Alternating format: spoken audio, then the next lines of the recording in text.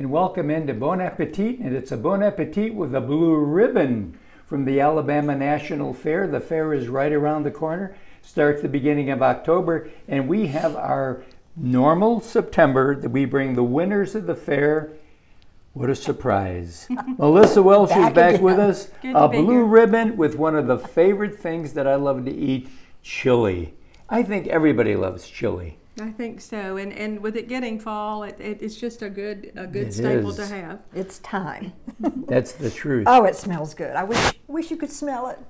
So, Melissa, I mean, because our viewers could be, first of all, the recipe, if you want it, the normal thing, give me a call or you can send me an email and we'll get it to you. Prefer to send it to you by email rather than snail mail, but we can do that if you choose to do it. But don't be overwhelmed by all the ingredients. It's just, you need all this to get the flavor and to win the ribbon. Okay.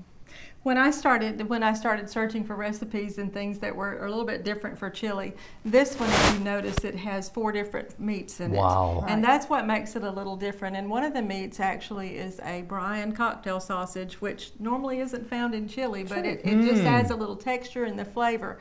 But I start out this chili by, and like you said, don't be intimidated by all the ingredients because they're basically, you know, the prep work. It takes maybe 45 minutes to do with cutting everything up: the bell pepper, onions, garlic, and then the jalapeno pepper. Yep. And you set those aside individually, and then I cut up the meat, and I cut up the meat in a thick cut bacon. And about 6 slices of that, and then about a pound of pork loin, and I take and trim all of that off and cut that in 1/4-inch pieces as well. And then the cocktail sausage, and I found a trick to that. If you cut them lengthwise in quarters and not in halves, the outside rind stays on them. It doesn't come off, and they don't curl up. The casing stays on. And then the hamburger meat is a 85-15 fat ratio. So I will start out by cooking my sausage in a large skillet and cook that until it's done. Remove that and then add the pork loin that's been cut up and cook that into about 5 or 6 minutes until it begins to brown.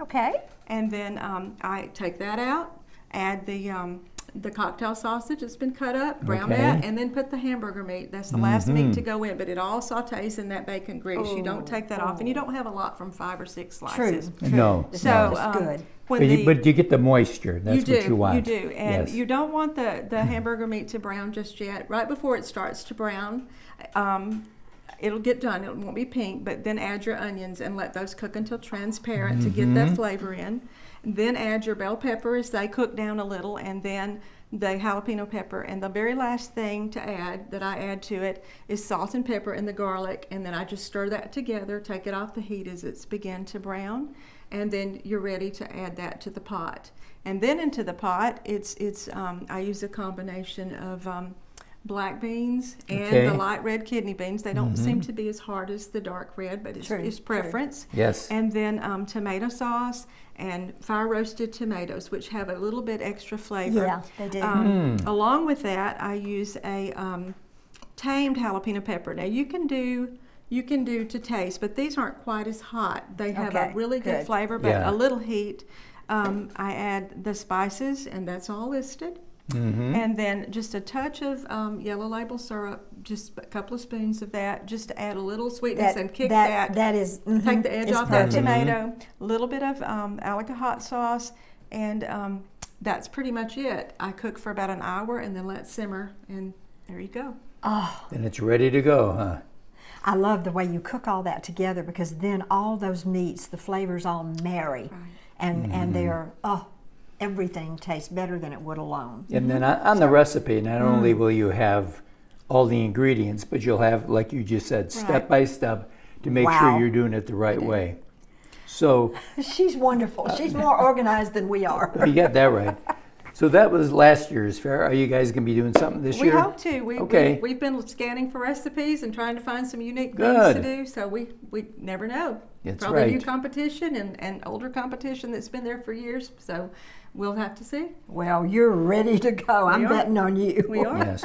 And you can go to the Alabama National Fair's website. We're going to put it here. and go to the link for the cooking area. Find out how you can participate also. Or just give the fair a call. The phone number's there. They'll give you the information, and then you're ready to join in the contest. And it's a wonderful contest because I've had to judge some of it. It's a lot of fun. It is. It's a lot of work. Being a part of the fair, the nicest thing is. you can do working in the fair is being told you have to go to the creative living section and judge the food. That's right. Well, My hand goes up. It's fun, but it's hard because there are a lot of good cooks. Right. You know, it's not easy. Thank you so much. Thank We're you. going to have her back next week because not only does she have a blue ribbon for chili, she is the Baker of the Year. And we'll be right back right after this.